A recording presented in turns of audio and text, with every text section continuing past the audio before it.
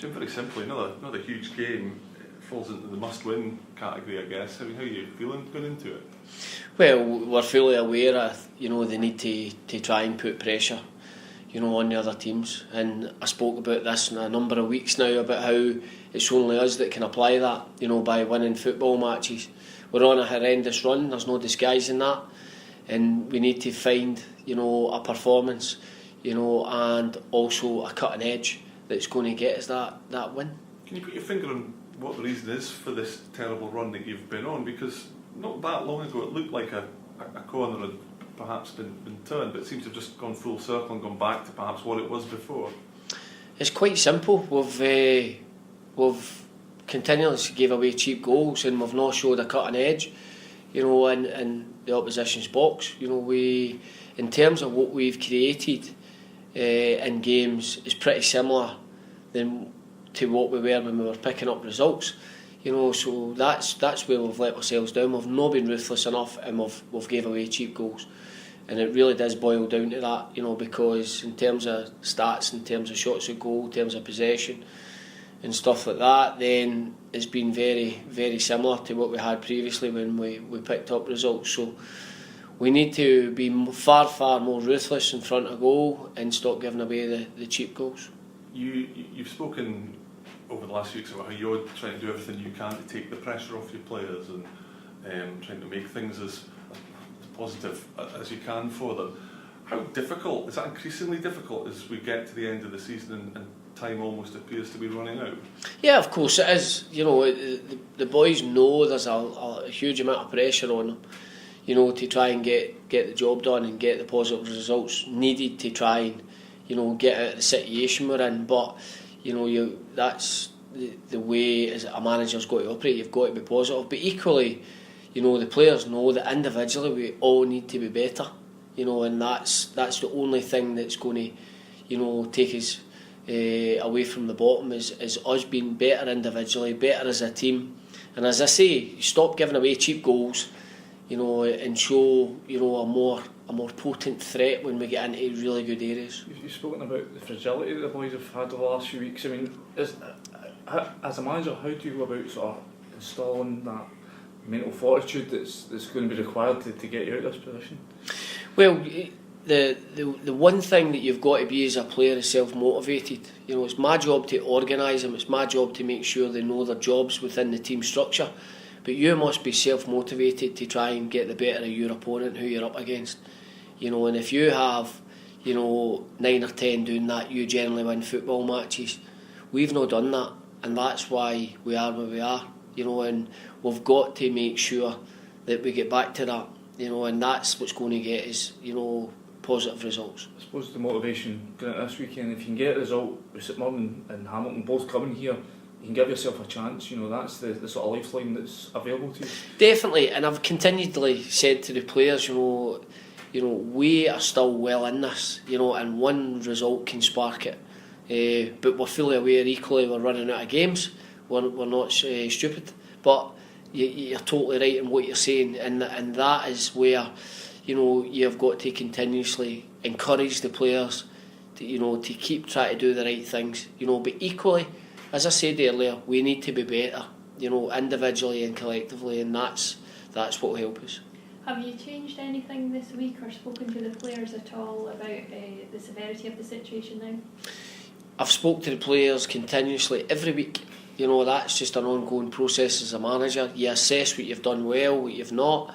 But the players are fully aware, what this means to this football club to remain in the league. So yeah, we've everybody knows exactly what's required, and how important it is, for the football club and the city. And obviously, I mean, there was some criticism of the players after the game, that they maybe just don't care enough. But I mean, there's huge incentive for the club, and never mind the players as well. It's their livelihoods and careers at stake. Of course it is. Whether you're a full-time player here, a player that's coming out of contract, a loan player, it's not something any is one on my CV is to be relegated. It's as simple as that, and there's a lot of important people who work behind the scenes at this football club, and we've got to do everything we can for ourselves, for the club, you know, for those people who constantly support us, you know, to try and get ourselves out of it. Is that something an easy criticism we throw at players that they don't care, they don't have the same passion that supporters do, when, as you say, you know, it's their own careers that they're sort of looking after? It's not as simple as that. It's the easiest thing in the world to throw out there when something's not going your way on a football field. We, for my money, more than Max and Johnson, you know, for an hour, you know, and when the first goal goes in, things change. And that's what I meant when I addressed the press last week and I said about a fragility, you know, and that's just a run of the run that we've been on in the games that we've lost. You know, there's been a lot of the games that might have went our way if we'd have been better in those key areas, and you know, that's where the confidence can suffer. But it's certainly not a lack of effort. You know, it's a lack of self-doubt, if anything else.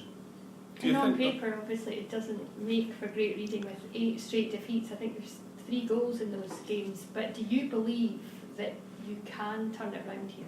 100%. We can. We're still getting into areas, but we've got to be better in those areas when we get the opportunity. We've had opportunities in this run to score the first goal numerous occasions, and we've not. And then when we've conceded, you know, that's when we look a wee bit fragile. So we will keep doing everything we can, keep trying to do the right things, and we've got to up our quality. It's as simple as that, and that's the only thing that's going to get us out of it. We've got to stick together, which we will do, you know, and it's important that, you know, you constantly remind the players that, you know, one result can change this. It can put pressure on the other teams, and it can also give us a shot in the arm in terms of that confidence. How important the likes of your Kenny Millers, your Paul McGowans, your Daniel Days in terms of trying to galvanise the dressing room and get that sort of belief to sort of shine through? They're not any more important than anybody else, you know, because it's going to take everybody. It's going to, I understand the question in terms of a bit of experience having been through this situation, but everybody needs to stand up to the plate here. That's the only way we're going to get the job done. Jim, how we've spent a lot of time talking about the players, but how are you finding things at the moment? Because it's been a pretty brutal couple of months. I mean, it must be quite difficult for you to remain upbeat and positive and, you know, confident. Yeah, it is. I won't lie, but I've got a strong family network, you know, and I think having been in this experience before really helps. You know, I've been in this situation a couple of times and I've managed to come through it. You know, so you look back to those times and you look back to what you've done and how you cope with certain situations. And I've got good friends in the game as well who you speak to as well. So, but ultimately you've got to trust what you do. You know, and I've got a great belief in how I manage, and it's been proven with my track record. You know, and it's when you have to make so many changes, you know, to a certain degree you're having to gamble a wee bit, you know, in the January window. But those changes were needed in my opinion, and you know, that'll determine whether we're successful or not.